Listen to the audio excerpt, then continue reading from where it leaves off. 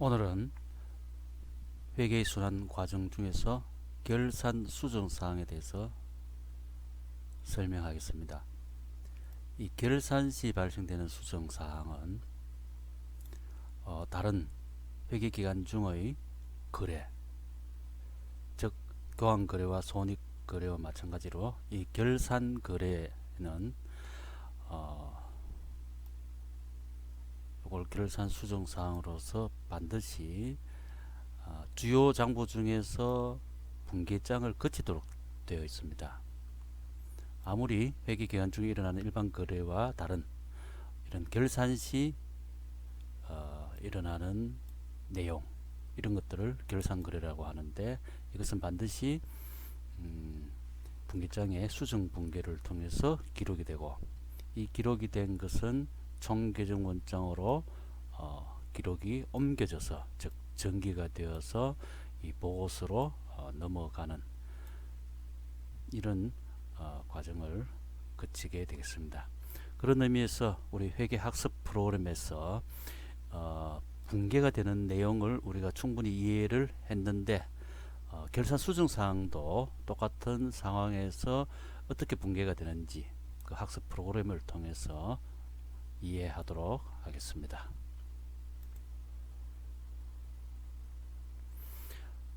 회계 학습 프로그램은 수시로 업데이트가 됩니다.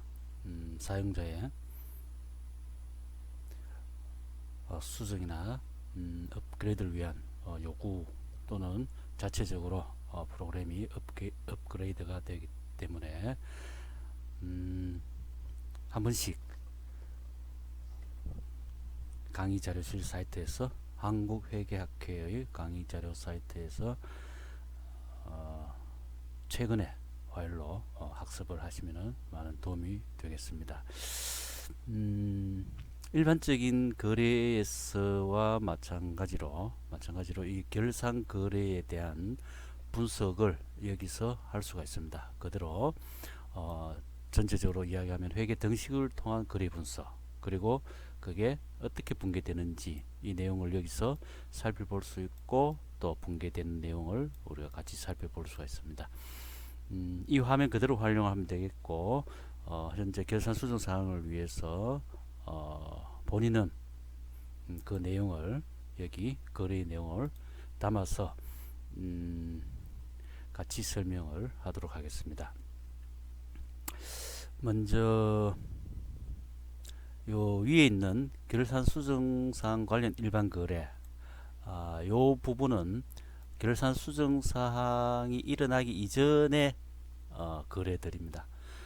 전체적인 일반적인 그 우리가 손익 거래와 교환 거래, 1년 연중 기중에 일어나는 그런 거래 전체를 이야기하는 게 아니라 요 결산 수정 분계와 관련되는 부분만 여기 참고로 같이 연결해서 설명되어야 될 부분이 있기 때문에 여기 일반 거래를 위에 나타내고, 그 다음에 결산 수정 분계 사항을 밑에 나타냈습니다.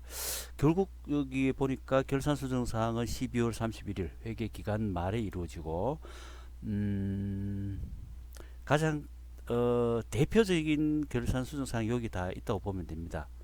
개수로는 하나, 둘, 셋, 넷, 다섯, 여섯, 일곱.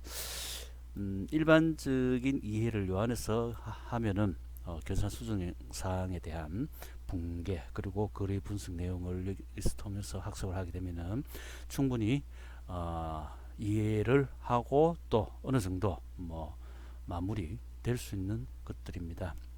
보완해서 이론적인 부분이나 조금 더 보충해서 설명될 내용은 또 다른 자료를 통해서 살펴볼 수 있기를 바랍니다. 먼저 일반 거래의 내용에서 위에 직전 연도 말에 매출 채권에 대한 대손 추정이 있었다. 그러니까 단기가 아니라 정기였다는 이야기죠. 그리고 지금 시간적으로 이 분석을 같이 하면 좋겠지만, 어쨌든 옆에 거래 내용이 있고 분석은 오른쪽에 해놨습니다. 그 내용을 같이 보면서 이해하는 걸로 생각해 주시기 바랍니다. 어, 일반적으로 매출 채권이라면은 외상 매출금과 받을 음과 같은 것을 매출 채권으로 묶어서 공시를 하고 또 설명을 합니다. 전년도, 그러니까 직전 연도에 대손 추정이 있을 때는 이 대손 충당금이라는 재무상태표 개정 과목이 이월되어 옵니다.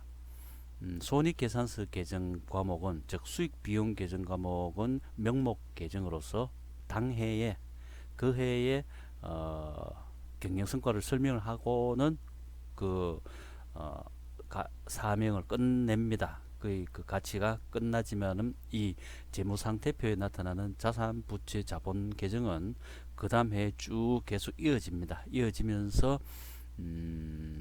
영업 활동이 계속 연속적으로 이루어지는 거죠. 특별히 결산과 관련해서 이 대손 충당금, 그리고 또 나오겠지만은 여기 감가누계, 요거는 감가누계액은 계속 금액이 커집니다. 계속 누적되어 오는 반면에 이 대손 충당금은 매년도 대손을 추정을 하고 그 추정 금액에 따라서 커졌다 작아졌다, 또 이월되어 오지만은 적으면 더 보충해서 넣고 많으면은 또 다시 환입해서 들어오고 이런 과정을 거치게 됩니다. 그럼 대손이라는 것은 영어로는 bad debt이에요. 질 나쁜 채권이라는 이야기죠, 그죠?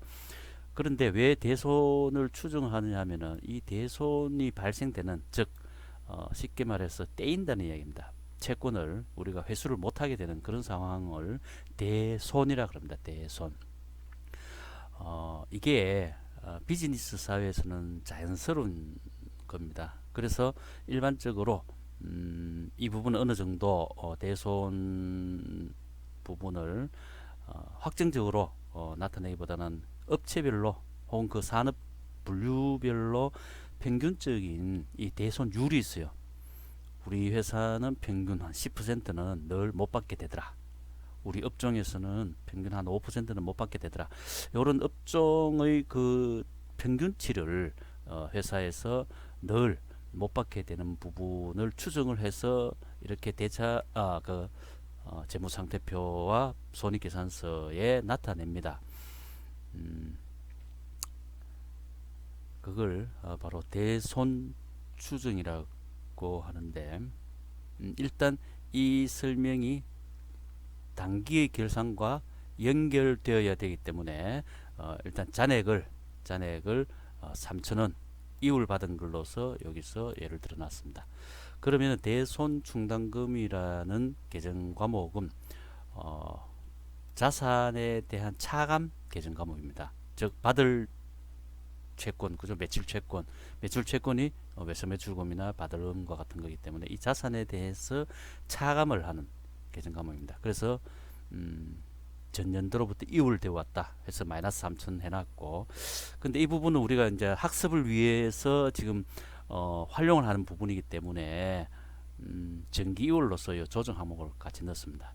실제 개정 과목은 아니지만은 개정 계좌에서는 나타납니다. 이게 정기 이월로 개정 계좌에서는 나타나지만 개정 과목 분계장에는 나타나지 않습니다. 즉 총개정 원장에서는 정기 이월로, 그리고 뭐 다음에 넘기는 건 차기 이월로 나타나지만은 분기장에는 나타나지 않는 건데, 어쨌든 조정 항목으로서 이게 학습 프로그램에 들어가 있습니다. 그래서 이걸 활용을 먼저 했고, 그 다음 내용들에서는 은행으로부터 차입을 했다.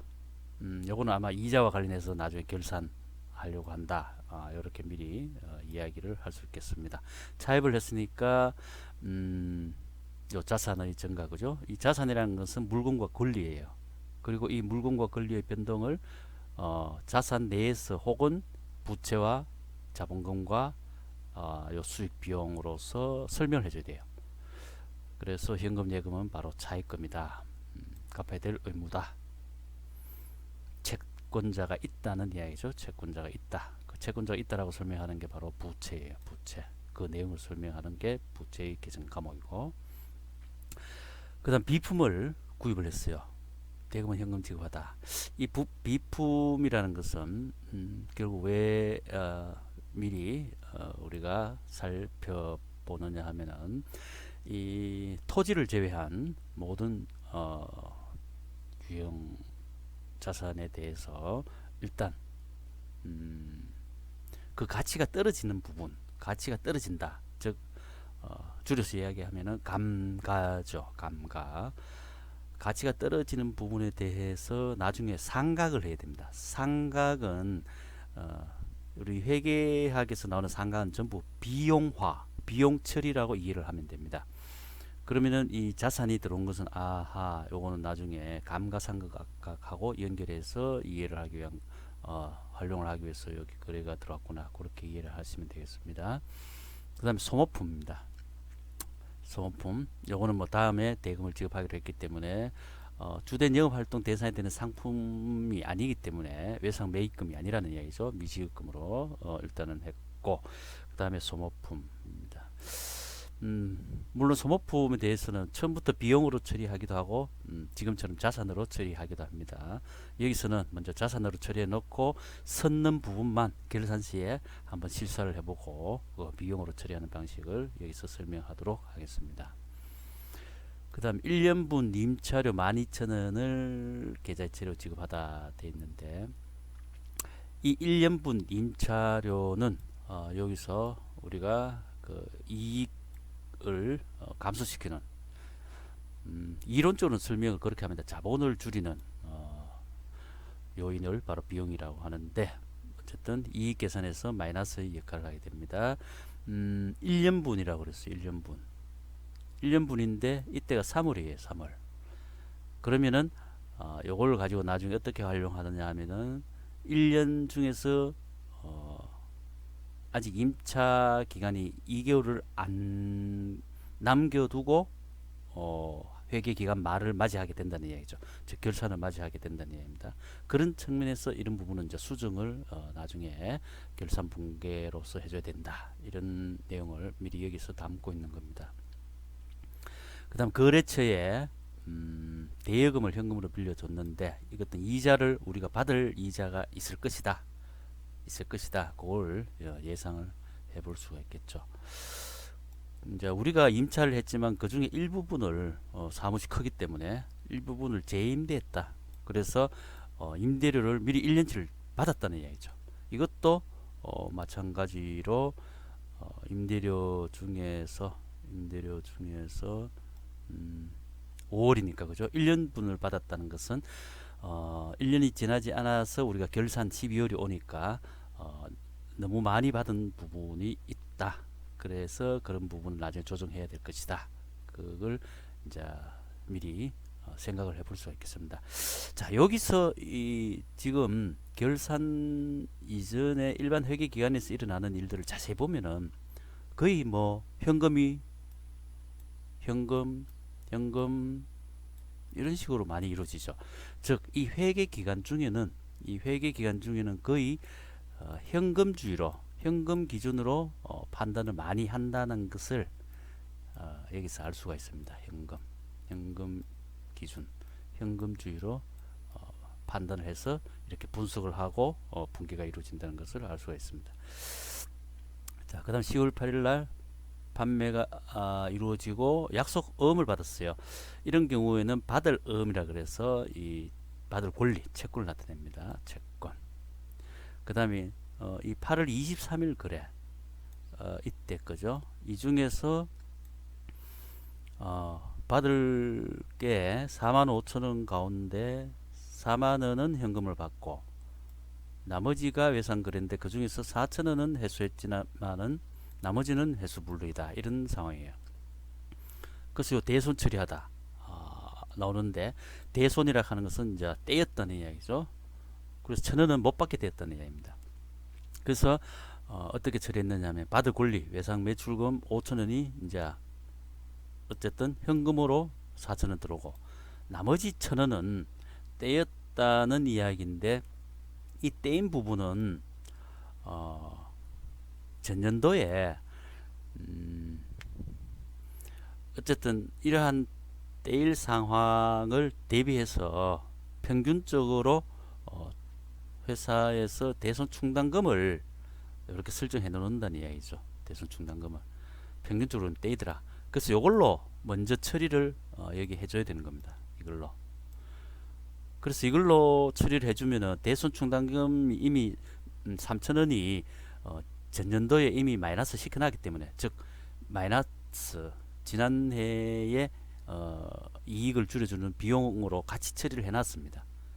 그렇기 때문에 단기에서는 그걸 먼저 처리를 해주고, 모자라면은 그 부분을 비용으로 또 처리를 해줘야 되겠죠, 그죠? 그리고 여러분들이 이해를 할 때 비용이나 손실을 거의 같이 묶어서 이해를 하고, 수익 쪽은 그 이익을 같이 묶어서 생각을 해주면은 나중에 훨씬 이해가 쉽겠습니다. 수익은 이익과 함께, 혹은 비용은 손실과 함께 그 내용이 많이 포함되어 있다라고 이해를 하면 되겠습니다. 대손 충당금에서 먼저 없애줍니다. 그러면은 이미 마이너스를 해놓은 상황에서 1,000원을 이제 썼다는 거죠. 그러면 마이너스 남아 있는 거는 마이너스 2,000이다, 그죠? 그래서 2,000만큼은 아직 더 떼어도 된다는 이야기죠. 뭐 안 떼면 좋겠지만은 더 떼어도 될 여지는 있다, 여유는 있다라고 우리가 판단해 볼 수 있겠습니다. 자, 그러면은 이제 결산 수정 분계예요. 결산 수정 분계를 한번 보겠습니다. 처음 이제 추정을 매년도 합니다. 여기 결산 수정 분계에서 이 부분을 가장 먼저 할 수가 있겠죠. 그러면 매출 채권이라고 하면은 외상 매출금과 받을 음이라고 이해를 하면 돼요. 매출 채권은 외상 매출금과 받을 음. 그래서 요게 외상 매출금은 이미 못 받게 된 거라든가 현금 회수까지 끝났습니다. 남아 있는 건 지금 현재 받을 음 상황이 남아 있어요. 그래서 총 매출 채권은 요 받을 10만 원에 대해서 6%인 6천원은 회수되지 않을 것으로 추정한다. 못 받게 될 것이 우리한테는 평균적이다, 이런 이야기예요. 그래서 미리 이 추정을 하면서 미리 비용으로, 즉 손실이 발생될 걸 처리를 해 놓는 겁니다. 미리. 그러면은 이 금액이 얼마냐 하면은 6천원이죠. 6천원. 6천원인데 이미 요 대손 충당금은 계속 그 다음 해로 이율되어 넘어옵니다. 왜냐하면 재무상태표 계정 과목이기 때문에, 즉 자산의 마이너스 계정 과목이에요. 그래서 2천원의 여유가 있기 때문에 4천원만 더 처리를 하면 된다는 얘기죠. 4천원. 그래서 대손 충당금을 이제 4천원만큼 더 설정을 하고, 거기에 대해서 자산에 대해서는 대손 충당금으로, 그리고 포괄 손익계산서에서 나타나는 계정 과목, 즉 비용 계정 과목으로 대손 상각비로 처리를 하게 됩니다. 처리하게 됩니다. 근데 이 6천원보다도 훨씬 적어서 2천원까지 더 밑으로 내려가는 금액만 있으면 된다. 한 500원만 우리가 추정을 해야 된다. 이렇게 되면은 1,500원은 우리가 또 반대로 수익으로 잡히게 됩니다. 환입으로, 대손충당 환입으로 수익으로 잡히는 그런 상황이 되겠습니다. 자, 그 다음 감가상각비를 보겠습니다. 이 감가상각비라는 것은 토지를 제외한 유형 고정자산에 대해서 우리가 처리를 해주는데, 이 감가상각비는 어쨌든 비용입니다. 왜 비용으로 하느냐 하면은 요 단기순이익을 계산하는 데 있어서 비용은 이익을 줄여주는 거예요. 그렇다면은 이 단기순이익은 이익잉여금으로 계속 누적된다 그랬죠. 그러면은 단기순이익이 이 감가상각을 처리함으로써 단기순이익이 줄어듭니다. 단기순이익이 줄어들면은 이 이익잉여금을 가지고 투자자들에게 배당을 해줘야 되는데 하지 않은 상황에 보다 감가상각을 하게 되면은 이익이 적어지기 때문에 똑같은 상황에서, 그죠? 이 감가상각비를 회계 처리해 주게 되면은 투자자들한테 배당을 적게 해주게 돼요. 적게 해주면 결국 회사 내에 유보되는 이익이 많다는 이야기죠. 그런 측면에서 회사 재무 상태가 탄탄해지면 이걸로 다음에 그 해당 고정자산을 다시 구입할 수 있는 여력이 생기는 거죠. 그런 측면에서 이 감가상각비는 어떤 의미가 있고, 그리고 실제 이거는 자산의 가치가 떨어지는 부분, 그거는 활용을 하면서 떨어질 수도 있고, 또 디자인이라든가 이런 부분에서도 기술적으로도 낙후화가 되기 때문에 이 감가상각비를 처리하는 것은 이 회계적으로 굉장히 중요하다. 그리고 여러분들이 그렇게 이해를 하면 되겠습니다. 그리고 이 감가상각은 해당 자산이 있고 그 자산에 대해서 해줘요. 비품이면은 비품 감가 상각 누계, 기계장치면 기계장치, 혹은 건물이면 건물 감가상각 누계, 이런 식으로 해당 자산에서 마이너스를 시켜줍니다. 대손충당금은 저 매출 채권에 대해서, 그죠? 외상 매출금이나 받을금에 대해서. 이 감가 누계액은 해당 자산에 대해서 마이너스를 해주는데, 아까 대손충당금과 비교해서 다른 점은 감가 누계액은 계속 누적이 돼요. 그러나 대손충당금은 그해 추정을 하는 금액이 달라진다는 얘기죠. 그래서 100원으로 지난번에 복사기 500원 했는데 5년이기 때문에 올해는 한 100원 정도.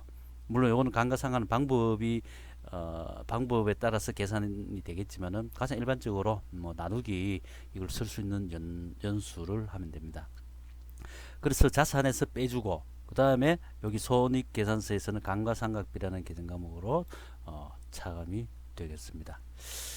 자, 그 다음 소모품이 있는데, 소모품은 아까 60원 샀었다는 얘기죠. 그래서 15원만큼 남아있기 때문에 소모품을 썼어요. 썼는 게 45원이다.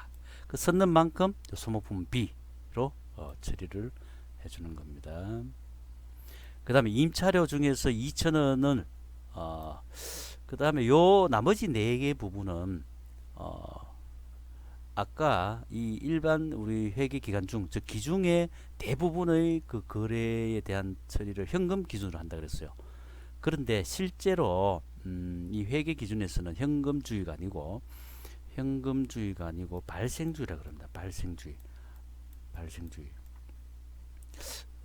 이 발생주의를 조금 더 엄격하게 기준을 또 이래 적용시키는 것은 실현주의라 그러는데, 일반적으로 비용은 발생주의, 수익은 실현주의로 이렇게 적용을 합니다.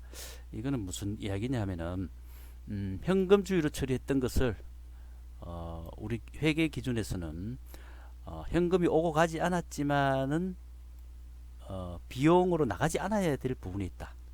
그걸 선급 비용으로. 또 수익으로 들어와야 될 부분이 아직 안 들어왔다. 그럼 미수 수익으로. 그 다음에 아직 수익으로 들어오지 않아야 되는데 먼저 들어왔다. 선수 수익으로. 비용으로 나가야 되는데 아직 안 나갔다. 미지급 비용으로. 요 네 가지에 대해서, 즉 비용과 수익 각각 두 가지씩이죠. 거의 발생되는 게 확실하든지, 비용이 거의 확실하다. 비용으로 인식되는 게. 또 수익으로 들어올 게 거의 뭐 확실하다. 이 발생보다 더 실현이 이제 조금 더 엄격한 조건을 가지고 있는데, 그럴 때는 수익과 비용으로 정확하게 다시 계산해줘라. 요겁니다. 요게 이제 발생주의라 그럽니다. 발생주의. 그럼 이게 기업회계 기준이고, 참고로 나중에 요거 우리 이 회계는 결국 세금 문제와 연결이 됩니다. 세금. 이 세금은 기업회계 기준에 따라서 나온 당기순이익을 기업의 어떤 정부에서는 모든 행위를 법에 의해서만 할 수 있도록 되어 있습니다. 법에 없는 행정 행위를 할 수가 없죠. 그래서 국가에서 재정 수입을 잡는 것도 조세법에 의해서 법률 행위로 국민들에게 혹은 기업들에게 세금을 받게 되는데, 이 세금을 계산하는 것은 요 기업에서 나오는 이런 이익과는 또 기준이 틀려요. 이거는 권리 의무 확정주의라고 합니다. 권리 의무 확정주의. 거의 대부분 기업에서 나오는 이익과 일치를 합니다만은 그 차이가 한 15% 정도 그 이쪽 저쪽으로 있는데, 그런 것들은 나중에 세무 조정을 해줘야 돼요. 그래서 그런 전문가가 바로 세무사입니다. 세무사, 회계사가 되겠죠. 그래서 참고로 이야기했고, 어쨌든 기업 이익을 정확하게 계산하기 위해서는 수익과 비용에 요게 여기 수익과 비용에서만 발생주의로 이렇게 수정해주는 네 가지 절차, 네 가지 내용이 있다. 비용과 수익에 대해서. 그래서 미경과부는 이미 지급됐는데 미경과부는 성급이 있겠죠. 그래서 성급 비용으로 이렇게 비용으로 처리된 것을 없애기 그 비용 줄여주면서 요게 우리 자산이 나갔겠죠. 그 당시에는 현금 예금이 나갔지만 그렇다고 현금 예금을 받을 수 있는 건 아니지 않습니까? 그죠? 그래서 자산의 증가 효과를 가져오기 위해서 요 권리를 나타내는 자산 계정 과목으로 선급 비용을 쓰는 겁니다. 그다음 미수 수익은 이자 중에서 아직 들어오지 않은 거죠. 현금 예금으로 들어와야 되는데 아직 현금 예금으로 안 들어왔으니까 그죠? 미수 수익으로서 받을 권리인 겁니다. 받을 권리를 나타내는 계정 과목이 바로 미수 수익이다. 이렇게 자산으로 나타나는 부분이 있고 요 밑에 두 가지는 임대료 수익 중에서 미경과분 선수 수익이라는 거죠. 그래서 이미 현금 예금으로 들어왔어요. 들어왔는데 그 중에서 다시 내줄 수는 없으니까 만약에 아직 그 기간 중에 또 갚아야 될 의무로 이것을 부채로 선수 수익이라는 계정 과목으로 나타냅니다. 수익은 줄여주고 선수 수익. 그 다음에 이자 지급일이 아직 안 왔기 때문에 우리가 못 나갔다, 지급되지 않았다. 그렇지만 나가는 게 뭐 이미 그 사유가 발생되었으니까 비용으로 처리했는데 아직 나가지는 않았으니까 나가야 될 의무로서 미지급 비용 이렇게 처리가 되는 겁니다. 그래서 결국은 이 결산의 수정 붕괴 내용은 수익과 비용의 요 네 가지를 살펴보고 나머지 한 세 가지 이런 것들이 있는데 이게 거의 다라고 생각해도 됩니다. 굳이 조금 더 이제 추가되거나 뭐 일반 뭐 시험에서도 안 나올 수도 있는 부분도 있는데 어쨌든 요 이해만 충분히 해놓으면은 결산 수정 붕괴에 대한 이해가 충분하다라고 이야기할 수 있겠고, 그러면은 모든 이러한 그 거래 결산 거래까지 다 붕괴가 되어야 되겠죠, 분기장에. 그래서 마지막으로 이게 어떻게 이 장부에 영향을 미치는가를 살펴보도록 하겠습니다. 자, 여기서 붕괴가 이루어집니다. 그죠?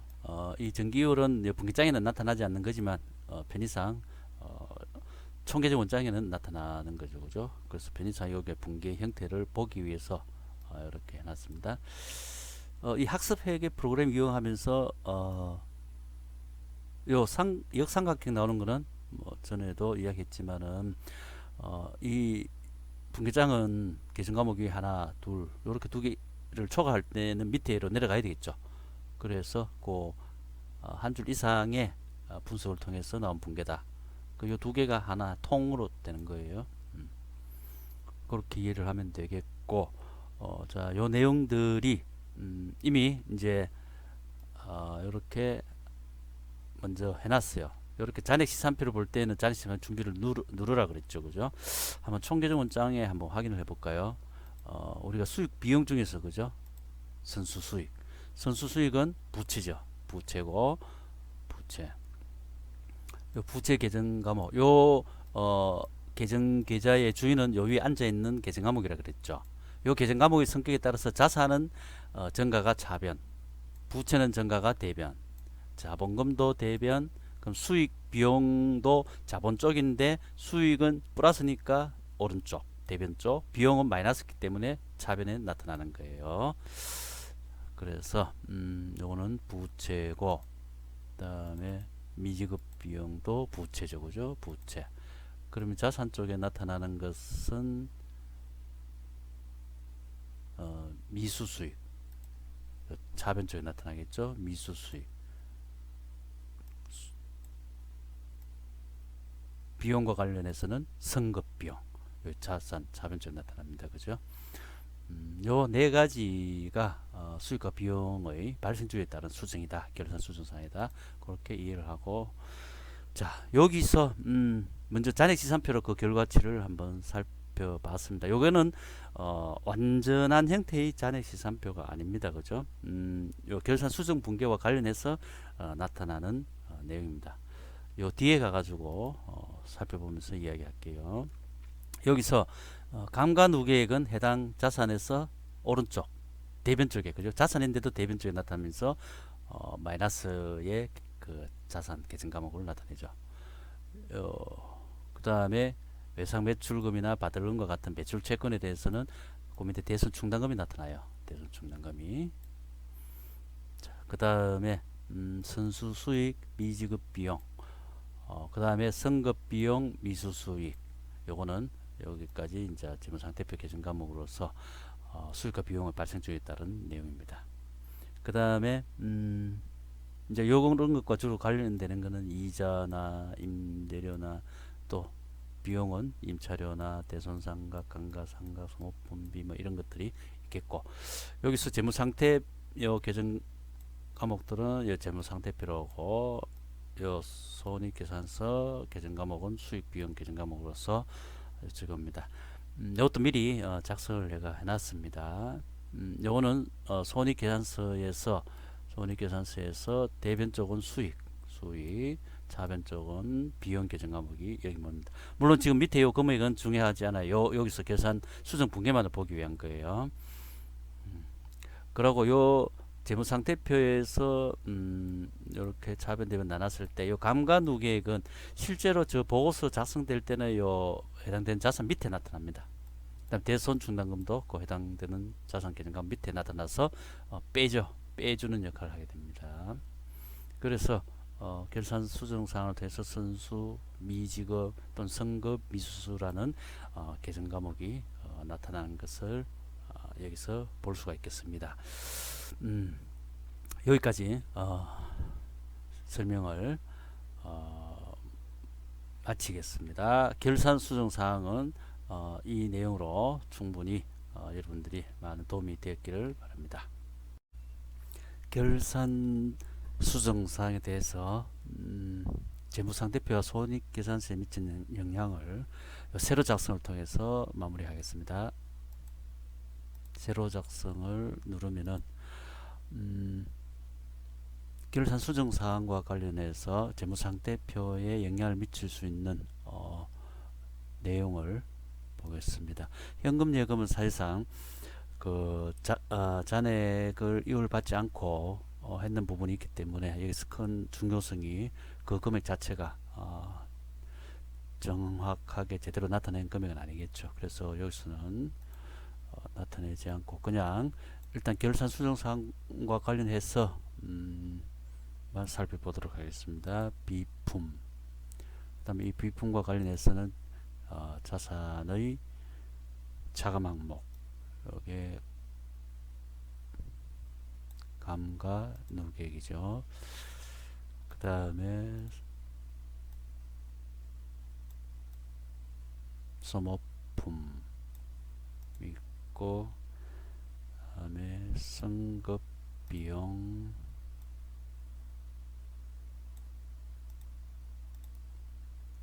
그 다음에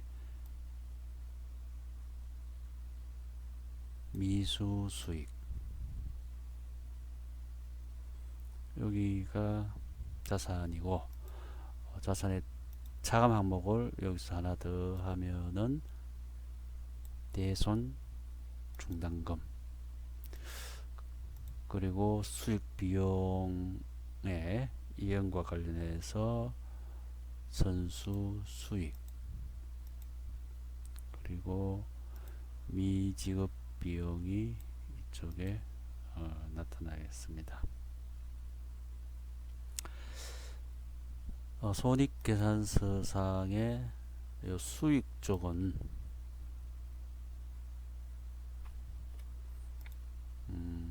여기서 수익 임대료가 나타나고 이자 수익 나타나고, 그 다음에 비용에서는 감가상각비, 대손상각비, 그 다음 지급 임차료, 그 다음 소모품비, 그 다음 이자 비용. 네, 요 정도 되겠죠.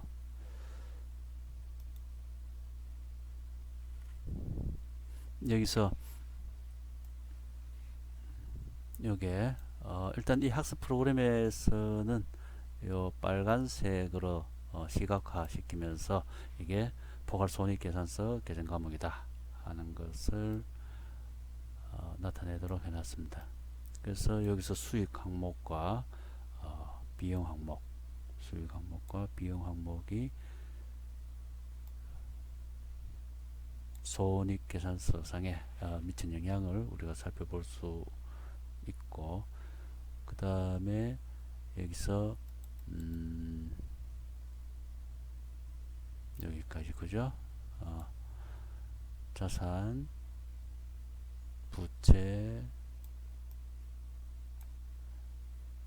또 미치는 영향을 비품, 또 감가누객, 소모품, 선급비용, 미수수익,